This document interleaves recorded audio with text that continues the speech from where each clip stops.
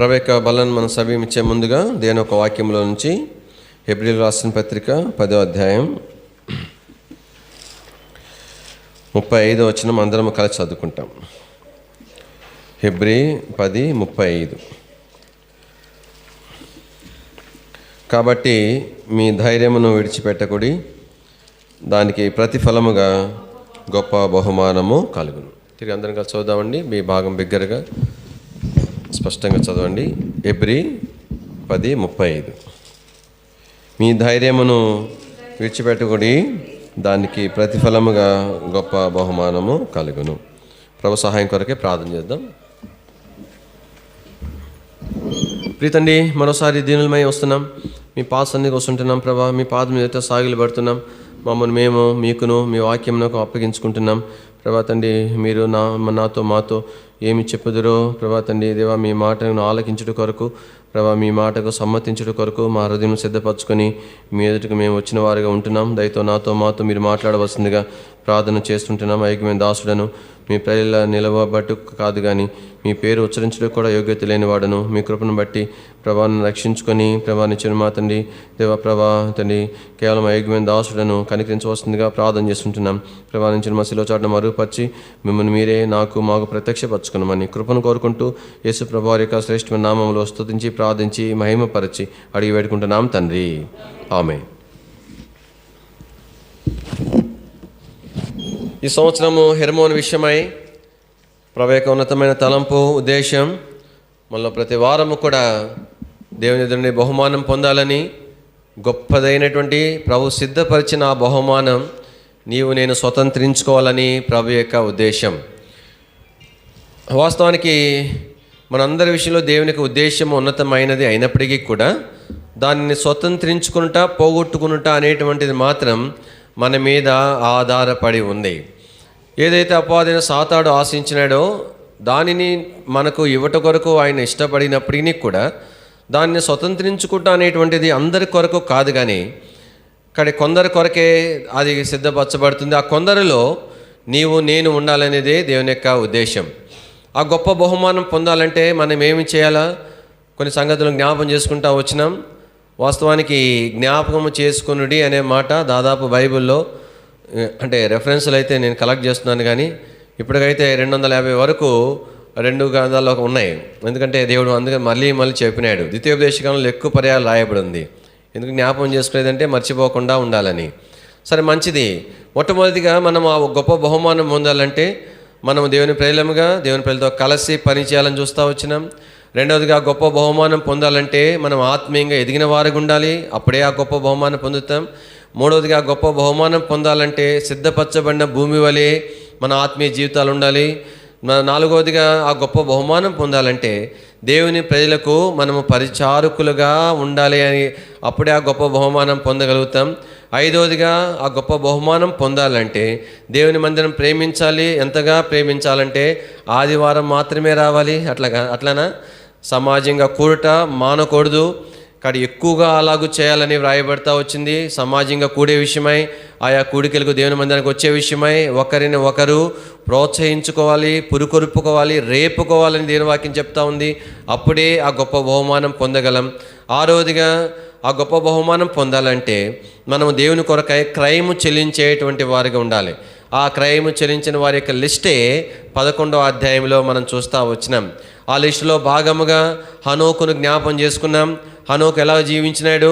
తన కుటుంబంతో కలిసి అన్ని రకాల ఒత్తిడులు పరిస్థితుల మధ్యలోనే ఏ ఒక్క దినము కూడా తప్పిపోకుండా 300 సంవత్సరాలు కంటిన్యూగా ప్రభువుతో తను నడవగలిగినాడు.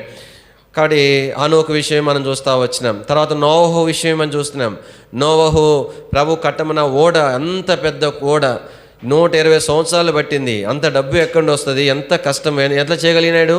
భయభక్తులు కలిగిన దాన్ని బట్టి. కాబట్టి మనం కూడా ఆ గొప్ప బహుమానం పొందాలంటే క్రయం చెల్లించాలా, భయముతో ప్రభు పని చేయాలా, ఇష్టపూర్వకంగా ఆ ప్రభు యొక్క పని చేయాలా. ఎంత కష్టమైనా సరే నోవహు వలె మనం ప్రభుని సేవించాలి. అప్పుడే ఆ గొప్ప బహుమానాన్ని మనం పొందగలుగుతాం. అబ్రహాం యొక్క జీవితాన్ని జ్ఞాపం చేసుకుంటా వచ్చినాం.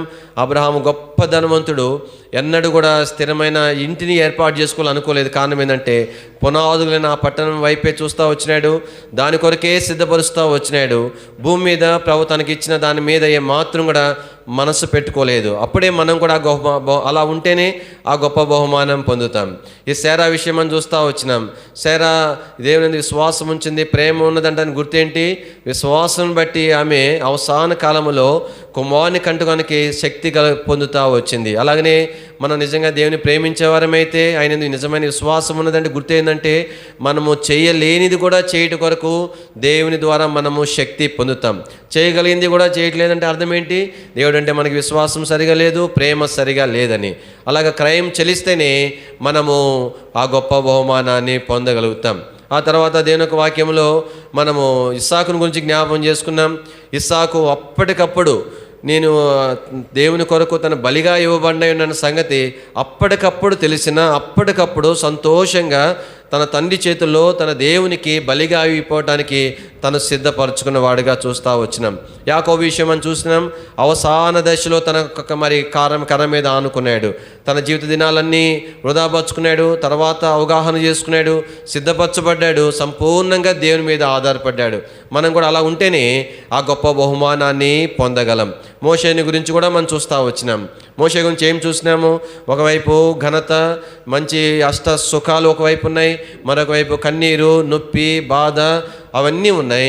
ఈ రెండిట్లో ఏది బెస్ట్ అని తను ఆలోచన చేసుకున్నాడంట. తనకు ఆ సుఖాల కంటే రాజకుమారుడు భోగం అనుభవించడం కంటే కూడా దేవుని ప్రజలతో ఉండి ఆ కారం మెతుకులు తిని ఆ యొక్క కటిక నేల మీద పండుకొని ఆ కష్టాలే, మరి ఆ పరిస్థితులు, ఆ తిరస్కారము, ఆ నింద, అవమానము పొందటమే గొప్పగా అనిపించిందంట మోషేకు.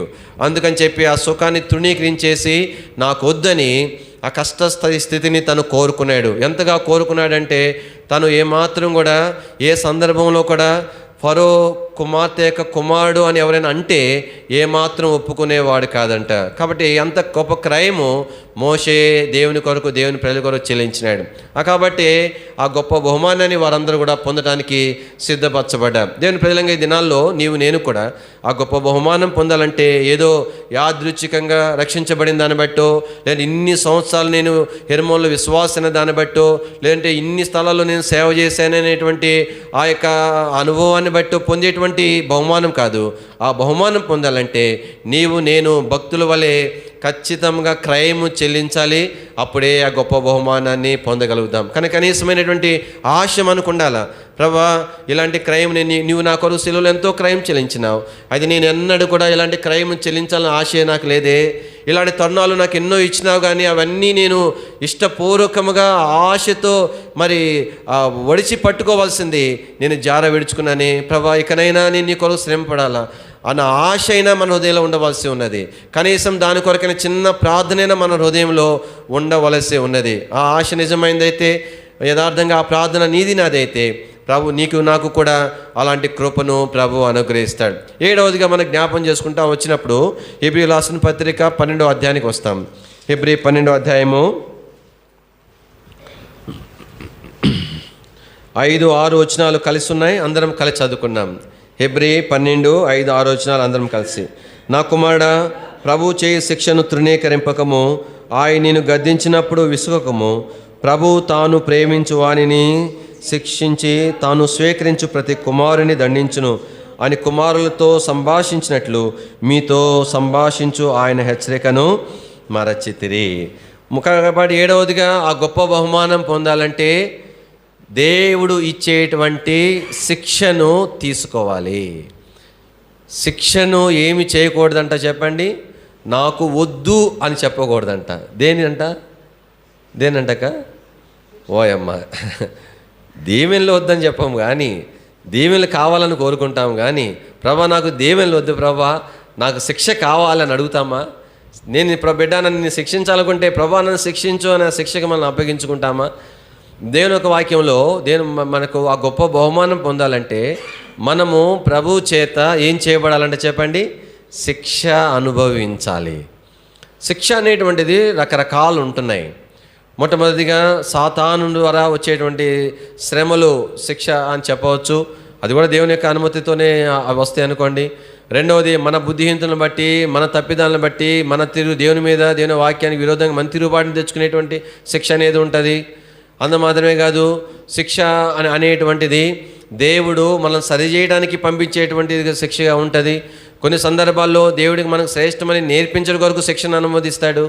ఇంకా కొన్ని సందర్భాల్లో శ్రేష్టమైన మహిమలో భాగం ఇవ్వటం కొరకు శిక్షను అనుమతిస్తాడు. ఇన్ని రకాలు ఉంటాయి శిక్షలు. కానీ మెట్టుకు ఈ భాగంలో మనం చూసినప్పుడు దేవుడు శిక్షను మనము తీసుకోవాలని అంటున్నాడు. శిక్ష అనేటువంటిది చాలా కఠినమైనటువంటిది, కానీ దాన్ని మనం కోరుకోవాలని జ్ఞాపం చేయబడుతుంది. నేను వాక్యంలో ఈ భాగంలో వాస్తవానికి చూడండి, ఒక తండ్రి తన కుమారుని ఎప్పుడు శిక్షిస్తాడు, ఎందుకు శిక్షిస్తాడు?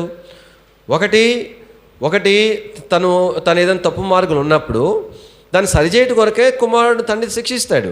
శిక్షించినప్పుడు, ఆ బెత్తంతో కొట్టినప్పుడు, ఆ కుమారుడికి దెబ్బ తగిలినప్పుడు, దాంతో ఏడ్చినప్పుడు కుమారుడికి ఎంత బాధ నొప్పి కలుగుతుందో, కొట్టినందువల్ల తండ్రికి కూడా అదే నొప్పి కలుగుతుంది, అదే బాధ ఉంటుంది. మరి అట్లాడప్పుడు ఎందుకు కొట్టాలా? కుమారుడు చెప్పొచ్చు కదా, నన్ను కొట్టడం ఎందుకు, నేను బాధపడటం ఎందుకు, మళ్ళీ నువ్వు బాధపెట్టడం ఎందుకు, శుభ్రంగా కొట్టకపోతే నీకు బాధ ఉండదు, నాకు బాధ ఉండదు అని చెప్పాలి కదా. ఎందుకు బాధ అంటే, అలాగ కనుక కొట్టకపోతే, ఆ బాధ కనుక తండ్రి తన కలుగజేయకపోతే, ఆ బలయంతలో తను ఉండిపోతే ఇంకా ఎక్కువైనటువంటి నష్టము తను పొందాల్సి వస్తుంది.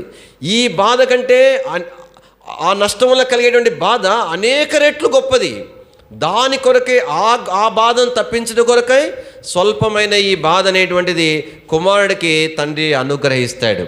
అంటే ఇప్పుడు ఉదాహరణకు మనము వైద్యశాలకు వెళ్ళినాం అనుకోండి, హాస్పిటల్కి వెళ్ళిన తర్వాత డాక్టర్ గారు అంటారు అనమాట, ఏమని అంటారంటే, కడుపులో గడ్డ ఉందమ్మా, ఆపరేషన్ చేయాలని అంటారు. అని అంటే ఆపరేషన్ అంటే ఎట్లా చేస్తారు? తూ మంత్రం అంటే చేస్తారా? లేదంటే ఒక ట్యాబ్లెట్ వేస్తే పోతుందా? కాబట్టి మరి శరీరానికి కోత పెట్టాలా, మరి కోసి అవి మరి ఎంత రక్తం పోతుందో తీసి ఆ గడ్డని వేరు చేయాలా.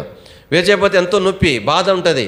సరే, ఇప్పుడన్నీ కొంచెము నొప్పి లేకుండా ఉండేటువంటి మరి ఇంజెక్షన్స్ అవన్నీ వచ్చినాయి అనుకోండి, ఆ బాధ అంతా ఉన్నప్పుడు ఆ యొక్క మరి ఏమంటారు, పేషెంట్ ఎవరైతే ఉన్నారో ఆ వ్యాధిగ్రస్తుడు ఏమంటారు, అమ్మో అవునా అండి డాక్టర్ గారు అండి ఆపరేషన్ చేయాలా, అమ్మో కోస్తారా, నాకొద్దు, నొప్పి నాకొద్దు అని అంటారా?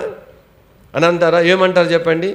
ఇంకా సరే బాధపడు మనసును సిద్ధపరచుకొని, కాబట్టి వాళ్ళే వెళ్ళి హాస్పిటల్కి వెళ్ళి, అయ్యా నేను డాక్టర్ గారిని ఆపరేషన్ చేసి సిద్ధంగా ఉన్నాను, డబ్బులు ఇచ్చి మరీ కోపించుకొని ఆపరేషన్ చేయించుకుంటాం. ఎందుకని? అది అట్టనే ఉంటే ప్రాణానికే నష్టం. కాబట్టి ఆ ఎక్కువైన నష్టం తప్పించుకోవడానికి ఈ బాధను ఇష్టపూర్వకంగా ఆ వైద్యుని చేతికి అప్పగించుకొని కలుగు చేసుకుంటున్నాం. మా ప్రకాశం జిల్లాలో అయితే హాస్పిటల్స్లో బోర్డులు ఉంటాయి. ఏం బోర్డులు ఉంటాయంటే, సూది మందు కోసము పట్టవద్దు అని బోర్డులు ఉన్నాయి. మరి ఇక్కడ లేవు. మరి అంటే వీళ్ళు డాక్టర్ దగ్గరికి వెళ్ళినప్పుడు, ఏదైనా బాగలేక వెళ్ళినప్పుడు, వీళ్ళందరూ కూడా పేషెంట్లు ఏం చేస్తారంటే, ఈ ట్యాబ్లెట్ రాస్తే వీళ్ళంతా అడుగుతారంట పేషెంట్లు, ఏమని, ఇంజక్షన్ రాయండి అని అడుగుతారంట. పోయిన వాళ్ళంతా ఇంజక్షన్ రాయమంటారంట. లేదమ్మా అవసరం అంటే, సార్ రాయండి సార్ అంటారంట. అందుకని ఈ బాధ తట్టుకోలేక బోర్డులు పెట్టేసినారు. సూది మందు కోసం అంటే, సూది మందు అంటే ఇంజక్షను, పట్టవద్దని. ఏం ఇంజక్షన్ బాగుంటుందా? మళ్ళీ గుచ్చేటప్పుడు ఇట్టు కళ్ళు ఇటు తల తిప్పి గట్టి కళ్ళు మూసుకుంటారు. అట్లాంటప్పుడు ఎందుకు అడగాలది అంటే అర్థం ఏంటి అంటే, ఈ నొప్పి భరించిన వెంటనే రిలీఫ్ వస్తుంది, అందుకోసం ఇంజక్షన్ అడిగేది. అదే బాగుంటుందని కాదు, ఆ నొప్పి లేదనేది కాదు. దానికంటే ట్యాబ్లెట్లు వేసుకోవడమే మంచిది, చేదైనా నోరు జాలకుండా నీళ్ళలో వేసుకోవచ్చు. ఎందుకు కోరుకుంటున్నా అంటే అర్థం ఏంటి? ఎక్కువైనటువంటి నష్టం పొందకుండా సుఖము పొందుడు కొరకై కొంత శ్రమను ఇష్టపూర్వకంగా అంగీకరిస్తున్నాం. అదే దేవుని నుండి నేను కోరాలని దేవుని వాక్యం సెలవిస్తూ ఉంది. మెట్టుకు ఈ యొక్క శ్రమ అనేటువంటిది ఎందుకు మనం పొందాలా? ఇదే సందర్భంలో మరి పౌలు అపోస్తలుడు తన జ్ఞాపం చేస్తున్నాడు, ఎందుకోసం ఈ శ్రమను మనం తృణీకరించకూడదంట. దయచేసి 12వ అధ్యాయం 10వ వచనం. వారు కొన్ని దినముల మట్టుకు తమకిష్టం వచ్చినట్లు మనల్ని శిక్షించదు, కానీ పాలు పొందవలనని మన మేలు కొరకే ఆయన శిక్షించుచున్నాడు. కాబట్టి దేవుడు మనల్ని శిక్షించడం అనేటువంటిది ఎందుకోసం శిక్షిస్తాడంట చెప్పండి? ఎందుకోసం శిక్షిస్తాడు? మేలు కొరకే శిక్షిస్తాడు. దేని వాక్యంలో ఏం రాయబడింది? తన్ను ప్రేమించు వారికి అనగా తన సంకల్పం బట్టి పిలువబడిన వారికి మేలు కలుగుటకు సమస్తము సమకూడి ఆయన ఏం చేస్తున్నాడు, జరిగిస్తూ ఉంటున్నాడు. సమస్తం అనే ఎందుకన్నాడు ఆ మాట? ఆ సమస్తం అనే వాటిలో మేలుకరమైనవి ఉన్నాయి, కీడుకరమైనవి ఉన్నాయి, సంతోషకరమైనవి ఉన్నాయి, దుఃఖకరమైనవి కూడా ఉన్నాయి. అన్నీ కలకలిపి ఎందుకు జరిగిస్తున్నాడంటే మేలు కోసమే. మేలైనా మేలు కోసమే, కీడు అయినా కూడా మేలు కోసమే. అది ఎట్లా మేలు ప్రభా అని అంటే అది మనకు అర్థం కాదు. ఇప్పుడు పిల్లోడికి ఉంటుంది, వాడికి స్కూల్కి పొమ్మంటే ఎంత కష్టమో వాడిని తన్ని కొట్టుకొని కొంతమంది పిల్లలు అయితే పోతారు, కానీ కొంతమంది ఎంత మరాయిస్తారో వాడు ఏడుపు కాదు, పోయిన అరగంట సేపు ఏడుస్తూనే ఉంటాడు క్లాసులో. అని వాడికి చాలా శిక్షగా ఉంది. అటని చెప్పి మనం ఏం చేస్తున్నామంటే వాడిని మళ్ళీ రే ఇట్లా ఏడవకుండా చేయాలని చెప్పి వాడిని కూర్చోబెట్టి, రే నాయనా ఏడవబాకరా, ఎందుకు అట్లా ఏడుస్తావు, ఏం నేను కొడుతున్నామా తిడుతున్నామా, అసలు స్కూల్కి పోవటం వల్ల ఎన్ని మేలున్నాయో తెలుసురా నీకు, నువ్వు 1వ తరగతి అయిపోయిన తర్వాత 2 అట్లా 10వ తరగతి చదువుతావు, ఇంటర్మీడియట్ అయిన తర్వాత నిన్ను ఇంజనీరింగ్లో చేస్తాం, పెద్ద డాక్టర్ అవుతావు, పెద్ద ఇంజనీర్ అవుతావు, ఇంత డబ్బులు నీకు వస్తాయి అని అన్నావు అనుకోండి. అన్న తర్వాత వాడికి ఏమనిపిస్తుంటే అబ్బా హాయిగా ఉంటుంది. ఆ మాటలు కథ అంటే చందమామ కథ విన్నట్టు ఉంటుంది అనమాట. గమ్ముగా అని ఉంటాడు. అమ్మ నా బిడ్డే నాకెన్నే బాగా విన్నావరే నాయన అని చెప్పి వాడికి రే నువ్వు విన్నావు కాబట్టి నేను మంచి గిఫ్ట్ ఇస్తానని చెప్పి ఒక 10 రూపాయలు ఇచ్చినాం అనుకోండి, వాడు ఇస్త్రీ కొడతాడు. 10 రూపాయలు ఇచ్చి ఇస్త్రీ కొట్టేవాడేవో మళ్ళీ రూపాయి ఇస్తే తీసి జేబులో పెట్టుకుంటాడు. అంటే అర్థమైంది, వాడికి 10 రూపాయల కాగితానికి రూపాయికి తేడానే తెలియనోడికి వాడికి 10వ తరగతి ఇంటర్మీడియట్ డిగ్రీ చెప్తే ఏం అర్థం అది చెప్పండి. కానీ దేవుని మనం పట్టుబట్టొద్దు. ప్రభా ఎందుకని అడగొద్దు, ఎందుకో నీకు నాకు తెలియదు. నీ ప్రభు నిన్ను ప్రేమించిన వాడు. దేవుని వాక్యంలో ఒక భూస్థాపన పరిచర్యలో ఒక ఆంటీ ప్రార్థన చేసింది. తన చిన్న కుమారుడు చనిపోయినాడు. ప్రార్థన ఆ యొక్క బరియల్ గ్రౌండ్లో ఆమె ప్రభువుని ఆరాధించింది. ఏం ఆరాధించదు తెలిసిన, ఏమన్నా ప్రభా నువ్వు ఎన్నడూ కూడా ఎవరికి కూడా హృదయపూర్వకంగా కీడు చేయవు అని ఆరాధన చేసింది. నాకు అసలు ఎంత ఆశ్చర్యం అనిపించిందో. హృదయపూర్వకంగా ఆమె చేసిన ఆరాధన, తన చిన్న కుమారుడు మరి ఆ యుక్త వయసులో చనిపోయిన ఆ బాడీని పెట్టుకొని ఆమె చేసిన మాటలు ఇప్పుడు కూడా నా చెవిలో తిరుగుతున్నాయి. కారణం ఏంటంటే మన కంటికి అవి కీడుకరంగా కనబడవచ్చు, కానీ అయితే దేవుడు వాటిని మేలు కొరకే అనుమతిస్తాడు. బైబిల్లో ఎన్నో ఉదాహరణలు ఉన్నాయి. ఎన్నో ఉదాహరణకు భక్తులందరూ కూడా వారు ఆయా పరిస్థితుల్లో వారు విశ్వాసంతో ఉన్నారంటే, ఎన్ని కఠినమైన పరిస్థితుల్లో కూడా ధైర్యంగా ఉన్నారంటే, దేవుని ప్రేమించగలిగినారంటే కారణం ఏంటి చెప్పండి? వారు హృదయపూర్వకంగా విశ్వసించారు ఇవన్నీ మేలు కోసమే అని. ఆ టైంలో మరి వెళ్ళి అడిగితే వాళ్ళు కూడా జవాబు లేదు. ఆ చిన్న పాపను సిరియా దేశస్తులు ఇజ్రాయెల్ మీద యుద్ధం చేసి భక్తిపరులైన చిన్న బిడ్డను తీసుకొని వచ్చి దాసిగా పట్టుకొని వచ్చి మరి తన ఇంటిలో సైన్యాధిపతి ఇంటిలో పని కోసం ఆ చిన్న బిడ్డను ఉంచితే ఆ బిడ్డ దగ్గర మనం అడుగుదాం, ఏమ్మా బిడ్డ నువ్వు ఎంత దేవుడు అంటే నమ్మకం కదా, దేవుడు అంటే ఎంత ప్రేమ కదా, ఎంత భక్తి కదా, ఎంత విశ్వాసం కదా, ఎంత చక్కగా ప్రార్థన చేసుకునేదానివి, అయితే ఇప్పుడు నీ పరిస్థితి ఏంటి, నీ భవిష్యత్తు ఏంటి అని అడిగామనుకోండి, దాసిగా పట్టుకువచ్చిన తర్వాత చచ్చినంత వరకు దాసిగానే ఉండాలా. వాళ్ళు పని చేయించుకుంటారు, ఇంకోళ్ళకి అమ్ముకుంటారు, అంతే. దాని దగ్గర జవాబు ఉంటుందా? బహుశా ఒకలా బిడ్డ ఇలా చెప్పి ఉండొచ్చేమో. కాబట్టి నా భవిష్యత్తు నాకు తెలియదు, కానీ అయితే ఈ స్థితి దేవుడు నాకు ఎందుకు అనుమతించినాడు? మేలు కోసమే. అమృతరాజు గురించి అన్న ఒక మాట చెప్పినారు మొన్న రత్నరాజు అన్న వచ్చినప్పుడు. అమృతరాజు గారు దైవ సేవకుడు, ఆయన మరి యొక్క బోన్ క్యాన్సర్ వచ్చి హాస్పిటల్లోకి వెళ్తే మరి ఆయన అన్నారంట, ఏమన్నారు, ఈ హాస్పిటల్లో కొంతమంది రక్షణ లేని వారి కొరకే దేవుడు నాకు ఈ వ్యాధి పెట్టి ఈడ తీసుకొచ్చాడని చెప్పాడంట. సరే ఈ విషయం మనం పక్కన పెడితే, దేవుని ప్రేలంగా మొట్టమొదటిగా ఆయన ఎందుకు మనం శిక్షిస్తాడంటే మేలు కొరకు శిక్షిస్తాడు. రెండవదిగా హెబ్రీ రాసిన పత్రిక 12వ అధ్యాయం, హెబ్రీ 12 దయచేసి 9వ వచనం. మరియు శరీర సంబంధమైన తండ్రులు మనకు శిక్షకులై ఉండిరి, వారి యందు భయభక్తులు కలిగి ఉంటిమి, అట్లయితే ఆత్మలకు తండ్రి అయిన వానికి మరెక్కువగా లోబడి ఉండవలెను కదా. కాబట్టి దేవుని వాక్యంలో దేవునికి లోబడటానికి నేర్పించడానికి శిక్ష పంపిస్తాడు. ఎట్లా లోబడాలని దేవుడు కోరం. మన తల్లిదండ్రులకు వాళ్ళు కొట్టారని చెప్పి కక్ష పెట్టుకొని ద్వేషం పెట్టుకొని మనం తృణీకరించాం. కొట్టిన తర్వాత మళ్ళీ తిరిగి వారిని మనం ప్రేమిస్తాం, ఇంకెక్కువ భయపడతాం. ఆ శిక్షించడం వలన 2 ప్రయోజనాలు. ఒకటి, ఆ తప్పు విషయమై లోపట అరే ఈ తప్పు మట్టే కదా ఈ దెబ్బ తగిలింది నాకని ఇంకోసారి చేయకూడదు అనేటువంటిది కలుగుతుంది. రెండవది, కానీ ఇలా చేస్తే మా నాన్న మా అమ్మ ఒప్పుకోరని భయముతో వారికి లోబడి ఉండటానికి ఆ బిడ్డ నేర్చుకుంటాడు. ఆ తర్వాత ఎవరన్నారు, అమ్మో మా అమ్మ ఒప్పుకోదు అంటాడు, మా నాన్న ఒప్పుకోడు అంటాడు. ఎవరు నేర్పించినారు? ఇంతకుముందు తన్నులు తిన్నాడు కాబట్టి ఆ మాట చెప్పగలిగాడు. కాబట్టి దేవుడు ఎందుకు శిక్ష పంపిస్తాడు మనకు? దేవునికి లోబడాలని, ఎక్కువగా లోబడాలని. భౌతికంగా టీచర్కి విద్యార్థి లోపల రీతిగా, భౌతికంగా పిల్లలు తల్లిదండ్రులు లోపల రీతిగా, యజమానికి బాస్కి ఒక ఉద్యోగిగా నీవు లోబడిన రీతిగా, దానికంటే ఎక్కువగా నీ ప్రభుకి నా ప్రభుకి మనం లోబడాలని నేర్పించడానికి ప్రభు మనకు శిక్ష పంపిస్తాడు. ఇది రెండవ కారణం. మూడవదిగా అదేనో వాక్యంలో హెబ్రీ 12 దయచేసి 7వ వచనం, శిక్షాఫలము పొందుటకై. కాబట్టి శిక్ష ఎందుకోసం అని చెప్పండి? దానికి బహుమానంగా ఫలాన్ని ఇవ్వడానికి ఇక్కడ శిక్ష పెడుతున్నాడు దేవుడు. చూసారా? ఉదాహరణకు యోబు ముగ్గురు కుమార్తెలు 7 కుమారులు ఒకే రోజు చనిపోయినారు. ఆస్తి అంతా పోయింది. ఎలిఫజు ఏమో చెప్పినాడు, అది దేవుని వాక్యంగా మనం పరిగణిస్తున్నాం. ఆయన గాయములు చేయను, ఆయన చేతులే స్వస్థ. అసలు గాయం ఎందుకు చేయాలి? ఎందుకు స్వస్థపరచాలి చెప్పండి? ఎందుకు స్వస్థపరచాలా? ఒకటి, సాతాన్ని ఏం చేయడానికి? సిగ్గుపరచడానికి. సాతానుతో పోటీ పెట్టుకున్నాడు కదా దేవుడు. కాబట్టి గాయం చేయకపోతే, గాయము కట్టకపోతే, ఆ స్థితి అనుమోదించకపోతే సాతాను సిగ్గుపడటానికి అవకాశం ఉండేది కాదు. సిగ్గు అయిపోయింది వానికి. రెండవది, ఇది దేవునికి ఏమొచ్చింది? మహిమ అనేటువంటిది వచ్చిందిగా ఉంది. అందుమాదిరే కాదు, తర్వాత 200 ఆశీర్వాదము యోబు కొరకు దేవుడు అనుగ్రహిస్తూ వచ్చాడు. కాబట్టి దేని ఒక వాక్యంలో జ్ఞాపం చేసుకోవాలా, దేవుడు ఏమైతే నీ జీవితంలో శ్రమ అనుమతిస్తున్నాడో, శిక్ష అనుమతిస్తున్నాడో, అది శిక్ష అనుకోవద్దు. ఒకవేళ ప్రార్థన చేసుకో, ప్రభా ఈ శ్రమ ఈ శిక్ష ఒకవేళ నేనేమైనా సరి చేసుకోవాలా, నేనేమైనా నేర్చుకోవాలని ప్రార్థన చేసుకో. ప్రభు నీతో మాట్లాడతాడు. ఒకవేళ అలా సరి చేయబడిన తర్వాత ఆ శిక్ష విషయమే నువ్వు ఏమని చెప్పాలా? ప్రభా ఈ శిక్షను నా జీవితంలో అనుమతించేందుకు నీ స్తోత్రాలని చెప్పు. ఎందుకోసం అనుమతించినావో ఆ ఉద్దేశం నెరవేర్చడం కొరకైనా సహాయం చేయమని ప్రభుతో చెప్పు. శిక్షకు వలన ఏమి ఇస్తాడు దేవుడు చెప్పండి? ఫలం ఇస్తాడు. భూమి మీద ఇస్తాడు, తర్వాత రెట్టింపు నిత్యత్వంలో కూడా ప్రభు ఇస్తాడు. అందుకని నేను వాక్యంలో ఎన్నో శ్రమలు దేవుని యొక్క సేవలు అనుమతించిన మనుషుడు అపోస్తలుడైన పౌలు అన్నాడు, ఒక మాట అన్నాడు. ఏమన్నాడు? రాబోవు మహిమ ఎదుట ఇప్పటి కాలపు శ్రమలు ఏం కావంట చెప్పండి? ఎన్నదగినవి కావు. అంటే అర్థం ఏంటి?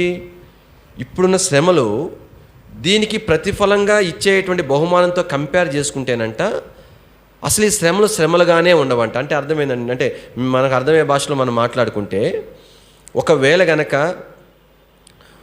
ఒక పనికి మనకి ఎవరైనా ఒక యజమాని పిలిచినప్పుడు ఆ పని చాలా కష్టమైంది, పగలంతా చేయాలి, అది 500 రూపాయలు కూలి అయినప్పుడు, ఇప్పుడు ఆ పనివాడు మరి ఆ యజమాని పిలుచుకున్నాడు, ఎంతో కొంత ఇస్తారా చేదురా అని చెప్పినాడు. చాలా కష్టం ఆ పని. కానీ ఆ పనివాడు ఏం చేస్తాడు? ఇంత కష్టపడాల్సి వస్తుంది, ఈ మనుషుడు ఎంత ఇస్తాడో ఏమో, 500 కూలి, మరి నేను మాట్లాడుకోకుండా వచ్చినాను, ఆయన కూడా ఎంతో కొంత ఇస్తా అన్నాడు, తక్కువ ఇస్తాడేమో అని ఒకవేళ కనుక తక్కువ ఇచ్చినాడు అనుకోండి, ఏం చేస్తాడు? సార్ ఇంత కష్టం సార్, అది 500 కదా సార్ అంటే 300 ఇచ్చి అదే ఎక్కువ అనే వాళ్ళు కూడా ఉంటారు కొంతమంది మహానుభావులు అంటారు. అంటే అట్లాడప్పుడు బతిలో ఆడుకుంటాడు, తిట్టుకుంటూ వెళ్ళిపోతాడు. అంతకంటే ఏం చేస్తాడు చెప్పండి? సరే, మొత్తానికి ఇప్పుడు అంత కష్టపడిన తర్వాత 500 ఇచ్చినారనుకోండి, ఇచ్చిన తర్వాత ఈ ఒక పక్క కష్టపడినప్పుడు ఇంత కష్టమనే ఒక పక్క బాధ, ఈ జీతం తీసుకున్న తర్వాత అమ్మయ్య ఫోన్లే ఇంత కష్టపడి బట్టి ఇది వచ్చింది అనుకోవడానికి సరిపోతుంది. అది కనుక ఒకవేళ ఆ యజమానుడు చాలా కష్టపడ్డావయ్యా, నీ కష్టానికి తగినటువంటి ఇది నేను మరి ఆ కష్టానికి తగినటువంటి కూలి ఇద్దాం అనుకున్నాను అని చెప్తే ఈ మనుషులు ఎన్నో సందేహాలు కలుగుతాయి, ఎంత ఇస్తాడు అని. అలాంటప్పుడు ఒక 10,000 రూపాయలు తీసి ఇస్తే, ఏంటి సార్ ఇది, ఎందుకు 10,000 అని అన్నాం అనుకోండి, ఉదాహరణకి అర్థం కాదని చెప్తున్నాను, అన్నాం అనుకోండి, నువ్వు ఇప్పుడు చేసిన పని అంటే సార్ ఆ పని అది ఇంత కాదు సార్, ఇంత అవ్వదు అని అంటాము. లేదయ్యా, ఆ పని నేను చూశాను, ఎంత కష్టమో నేను చూశాను, నా మనసుకు అనిపించింది ఈ పనికి ఇంత ఇవ్వచ్చు అనిపించింది అని అన్నారు అనుకోండి. అన్న తర్వాత అప్పుడు ఆ మనుషుడు అన్నాడు అనుకోండి, ఎంత కష్టపడ్డావు అని అంటే, అదే మనుషుడు ఏమంటాడు చెప్పండి? ఏమంటాడు? 400 ఇచ్చినప్పుడు తిట్టుకున్నాడు, పని చేసేప్పుడు కొనుక్కున్నాడు, అప్పుడేమంటాడు? అదేముంది సార్, అదేం కష్టం సార్ అంటాడు. ఏమంటాడు చెప్పండి? ఎందుకన్నాడు అదేం కష్టమని? ఆ కష్టానికి వచ్చిన ప్రతిఫలంతో కంపేర్ చేసుకుంటే అసలు కష్టమే కాదనిపిస్తుంది ఆ మనుషునికి.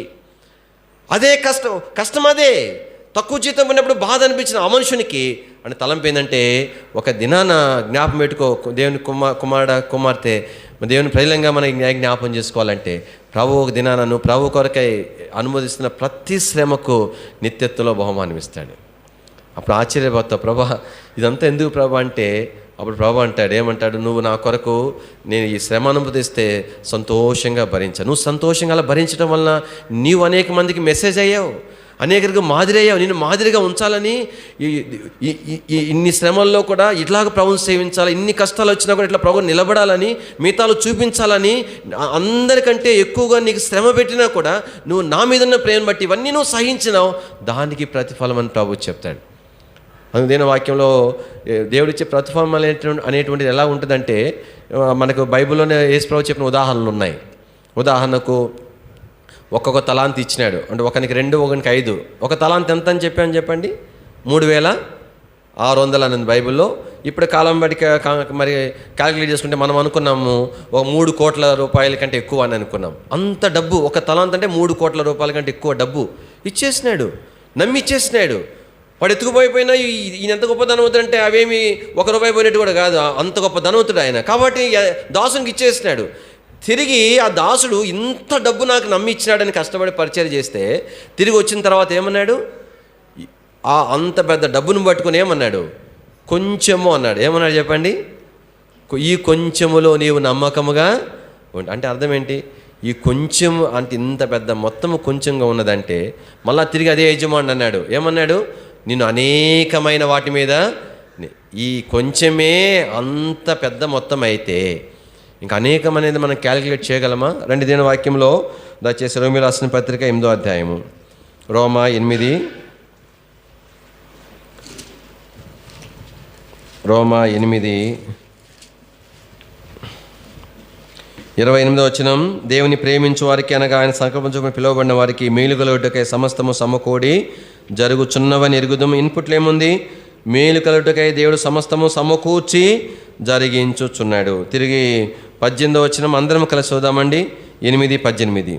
మన ఎడల ప్రత్యక్షము కాబోవు మహిమ ఎదుట ఇప్పటి కాలపు శ్రమలు ఎన్నదగినవి కావని ఎంచుచున్నాను.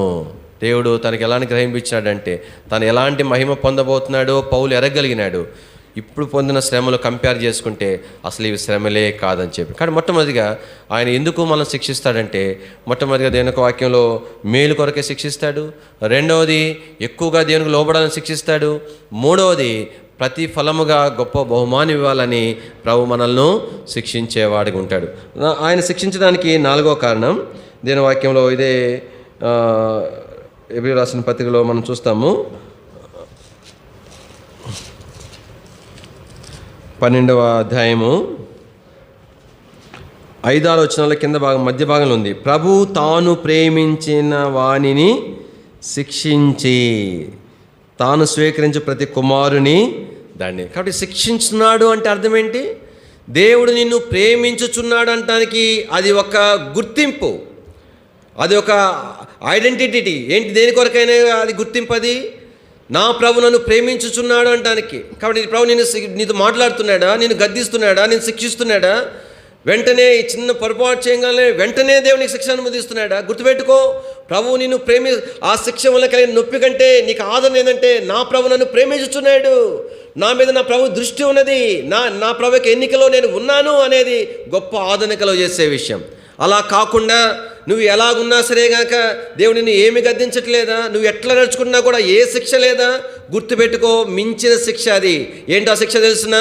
దేవుడు నిన్ను విడిచిపెట్టాడు అంటానికి గుర్తు, దేవుడు నిన్ను ప్రేమించాడు అంటానికి గుర్తు ఏంటి? కాబట్టి ప్రభు నిన్ను ఆయన కుమారుడుగా కుమార్తెగా ఎంచి నిన్ను శిక్షిస్తాడు, తగిన రీతిగా నిన్ను సరి చేస్తాడు. కాబట్టి నిన్ను శిక్షించడం లేదంటే అర్థం ఏంటంటే దేవుని ప్రేమను నువ్వు పోగొట్టుకుంటున్నావు అని అర్థం. అంటే ఇంకో మాటలు చెప్పాలంటే, ఎప్పుడైతే ఈ శిక్షా క్రమంలో దేవుడు నిన్ను ఎప్పటికీ ప్రేమిస్తాడు, ఆయన ప్రేమ శాశ్వతమైంది. అయితే శిక్షించబడిన వారముగా ఎక్కువ ప్రేమను దేవుని నుండి మనం పొందుతాం. ఇప్పుడు చిన్న ఉదాహరణ చెప్తాను. మన బిడ్డే వాడికి బాగలేదు అనుకోండి, జ్వరం ఉంది బాగలేదు, ఎంత ప్రేమ చూపిస్తాం? అప్పుడు దాకా వాడికి తెలియదు వాడంటే మనకు అంత ప్రేమ ఉన్నట్టు. వాని దగ్గరే కూర్చుంటాము, వాని తల మీద నీళ్ళు వేస్తుంటాము, ఒళ్ళు దుడుస్తుంటాము. నాయన అది కావాలరా, ఇది కావాలరా. అట్టే అప్పుడేమో వాడు ఐస్ క్రీమ్ కొనియమన్నా కూడా ₹2 అంతెందుకని తిట్టిన వాళ్ళము. కానీ వాడికి అట్లా ఇట్లా చెప్తాము. తర్వాత ఏం చేస్తాం, వాడు బాగైన తర్వాత అయ్యో బలహీనుడని చెప్పి, కాబట్టి వాడికి పాలు ఇచ్చేది, వాడు గుడ్డు ఇచ్చేది, వాడికి ఏమేమో పెడుతుంటే అప్పుడు వాడికి ఎంత సంతోషం. తలంపు ఏంటంటే, కానీ దేవుని యొక్క వాక్యంలో శిక్ష ఎందుకోసం అంటే దేవుని ప్రేమను ఎక్కువగా పొందటానికి. ఇప్పుడు 4 చెప్పాను కదా, ఏం చెప్పండి, ఎందుకు శిక్షిస్తాడు దేవుడు మనల్ని? ఎందుకు శిక్షిస్తాడు? మేలు కోసం శిక్షిస్తాడు. ఎందుకోసం? అందరు పలకండి. ఎందుకోసం శిక్షిస్తాడు ఆయన? మేలు కొరకు శిక్షిస్తాడు. రెండవది ఎందుకోసం శిక్షిస్తాడు? ఎక్కువగా దేవునికి లోబడటానికి శిక్షిస్తాడు. మూడవది ఎందుకు శిక్షిస్తాడు? ప్రతిఫలం ఇవ్వటానికి శిక్షిస్తాడు. నాలుగవది ఎక్కువగా నిన్ను ప్రేమించటానికి ఆయన శిక్షిస్తాడు. కాబట్టి అందుకని దేవుని ప్రేలంగా మనము దేవుని చేత శిక్షించబడటం అనేటువంటిది అది అభ్యాసం చేసుకోవాలా, అలవాటు చేసుకోవాలంట. రండి అమ్మ చదువుదాం. హెబ్రీ 12:11 మరియు ప్రస్తుతమందు సమస్త శిక్షయు దుఃఖకరముగానే కనబడనే కానీ సంతోషకరముగా కనబడదు. అయినను దాని యందు అభ్యాసము కలిగిన వారికి అది నీతి అను సమాధానకరమైన ఫలమిచ్చును. కాబట్టి దాన్ని అభ్యాసం చేసుకోవాలి, అలవాటు చేసుకోవాలి. ప్రభా ప్రార్థన చేసుకోవాలి. ప్రభా కాబట్టి నేను మేలులు అనిపించడం కంటే నీ చేత శిక్షించబట్టుకు నా సహాయం చేయి. ఎప్పుడైతే అది అభ్యాసం చేసుకుంటామో శ్రేష్టమైన బహుమానం, నీతియుక్తమైన జీవితం భూమి మీద పొందుతాం. నిత్యత్వంలో కూడా శ్రేష్టమైన ఆశీర్వాదాలు మనం పొందగలుగుతాం. కానీ దేవుని యొక్క ప్రజలముగా ఆ గొప్ప బహుమానం మనం పొందాలంటే ఏం చేయాలి చెప్పండి? ప్రభువు చేత మనము శిక్షించబడే వారికి ఉండాలి. యేసు ప్రభు వారు అదే విధానాన్ని అనుసరించినాడంట. శిలువలో ప్రభుని కొడతా ఉంటే, కొరడాదెబ్బలు కొడతా ఉంటే, ముఖం మీద ఉమ్ము వేస్తూ ఉంటే ఎట్ట సహించగలిగినాడు చెప్పండి? ఆయన సహించలేడు కాబట్టే కదా ఆ గెచ్చమైన తోటలో ఆ వేదన చెంది ఆ చెమట కూడా ఆ రక్తనాళ చిట్లిపోయి ఆ స్వేదరంధ్రాల నుంచి రక్తం బయటికి బొట్లుగా వచ్చింది. ఆ సహించలేని బాధ కాబట్టే కదా తండ్రి నీ చిత్తమైతే తీసేయమని అప్పగించుకున్నాడు. ఎట్లా సహించగలిగినాడు ఆ శ్రమ అనేటువంటిది? ఎట్లా సహించినాడంటే ఏదైనా వాక్యం రాయబడింది, నిన్ను నన్ను గుర్తు చేసుకుంటూ సహించినాడంట. అంటే తల్లి ప్రసవ వేదన, ఆ నొప్పులు వచ్చే ముందే తల్లి తెలుసు ఆ ప్రసవ వేదన ఎలాంటిదో. ఎంతోమంది ప్రసవించేటప్పుడు పడిన నొప్పులు ఆమె చూసుంటుంది. ఆ నొప్పులకి వెళ్ళేటప్పుడు కూడా ఈమె చాలా వేదన. డాక్టర్ చెప్తారు ఎక్కువ బీపీ రైజ్ అయితే ఉమ్మరి ఉండదమ్మా, టెన్షన్ పడొద్దని చెప్తారు. కానీ ఆ తల్లికి అంత టెన్షన్ ఉంటుంది, ఎందుకంటే అంత బాధ అది. అయితే ఆ తల్లి ఆ నొప్పులు పడేటప్పుడల్లా కూడా ఏం గుర్తు చేసుకుంటే చెప్పండి? ఈ నొప్పులు పడకపోతే నేను కుమారుని కానీ కుమార్తెని కానీ పొందను అని గుర్తు చేసుకుంటుంది. చివరికి ఆ పడలాని నొప్పులు పడి నిజంగా ఆ నొప్పులు పడేటప్పుడు చూస్తే వాళ్ళకేమో కానీ పక్కన ఉండే వాళ్ళకి ఏడుపు వస్తుంది. అంత బాధలు పడిన తర్వాత ఆమెని ఆ బిడ్డతో బయట తీసుకుని వస్తే అన్ని బాధలు పడినామే ఏడ్చుకుంటా చీదుకుంటా బయటకు రావాలా? ఎట్టొస్తుంది చెప్పండి? ముసి నవ్వుకుంటా వస్తుంది. ఏమైపోయినాయి? అప్పుడు వేసిన కేకలన్నీ ఏమైపోయినాయి? ఆ నొప్పులన్నీ ఏమైపోయినాయి? బిడ్డను చూడంగానే ఏమైపోయినాయి చెప్పండి? అవన్నీ పటాపంచి. నా బిడ్డ కొరికే ఆ వేదన అనుభవించింది. దేని వాక్యం రండి ఆ మాట చదువుకొని మనం ప్రార్థన చేస్తాం. హెబ్రీ 12వ అధ్యాయం మధ్య భాగం నుండి నా వెనకాల పలకండి. ఆయన తన ఎదుట ఉంచబడిన ఆనందము కొరకై అవమానమును నిర్లక్ష్యపెట్టి సిలువను సహించి. కాబట్టి ఇంత అవమానం చేసినా అసలు పట్టించుకోలేదంట. ఇంత శిక్ష ప్రభు పెట్టినా కూడా అంత సహించాడంట. ఎందుకోసమంట? మళ్ళా నా వెనకాల పలకండి. తన ఎదుట ఉంచబడిన ఆనందం కొరకై. ఏంటి ఆనందం? నువ్వు నేనే ఆనందం. కాబట్టి నేను ఈ శ్రమ పడకపోతే, ఈ గాయములు పొందకపోతే నా కుమారుడిని సంపాదించుకోలేను. సాతాను చేతిలో నుండి, లోకం నుండి నా కుమార్తెని నన్ను సంపాదించుకోలేను. ఎప్పుడైతే నీ విషయమే నా విషయమే ఆ వేదనంతా నువ్వు నేను ప్రభువుని ఎరగగానే నీ విషయమే నా విషయమే దాన్ని ప్రభు ఆయన మర్చిపోతాడు. మనల్ని హృదయంలో పెట్టుకొని అంతా సహించినాడు. మనం కూడా ఎట్లా సహించాలా? కానీ దేవుడు నీ కొరకై నా కొరకై సిద్ధపరిచిన ఆత్మీయమైన స్థానమును ప్రభు నిత్యత్తులు ఇచ్చేదాన్ని మనం దృష్టిలో పెట్టుకొని భూమి మీద మనం ఏం చేయాలా? ప్రభు కొరకే సహించవలసిన వారం విన్నాం. అట్లా అని చెప్పి అందరికీ దేవుడు ఈ అనుమతించడు. కానీ అది ఎవరైతే ఆ గొప్ప బహుమానం కొరకు సిద్ధపరచబడుతున్నారో వారికే వాటిని అనుమతిస్తాడు, వారికే ఆ గొప్ప బహుమానం. కానీ ఆ గొప్ప బహుమానం నాకు కావాలంటే నేనేం చేయాలా? నేను ప్రార్థన చేసుకోవాలా? ప్రభా కాబట్టి నేను కూడా నీ చేత శిక్షించబడి ఎలాగైనా సరే నమ్మకంగా నీ మీద ప్రేమను బట్టి సహించుకొని నేను ఆ బహుమానం పొందాలన్న ఆశ. భక్సింగ్ గారు 10 సంవత్సరాలైన మంచంలో ఉన్నాడు. సంఘము అంతా కన్నీటితో సొంత వాళ్ళ కోసం కూడా ప్రార్థన చేయరు. ఏడ్చి కొన్ని లక్షల మంది ప్రార్థన చేసిన దైవజనుని కొరకు. అయితే ఆ దైవజనుడి దేవుడు ఆయన మరి బాగు చేయలేదు. పార్కిన్సన్స్ అనేటువంటి వ్యాధితో చివరి వరకు కూడా ఆ దైవజనుడు శ్రమ అనుభవించినాడు.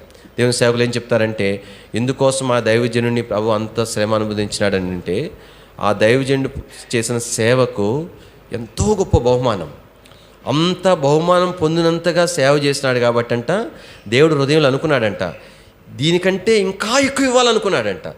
ఇంకా ఎక్కువ ఇవ్వాలని ఆ ఎక్కువైన మహిమ కొరకు తన దాసుని 10 సంవత్సరాలు మంచంలో ఉంచినారని చెప్తారు. అంటే మనల్ని అందరినీ అట్లా ఎందుకు చేయడు? అది అటువంటి వారి కొరకే.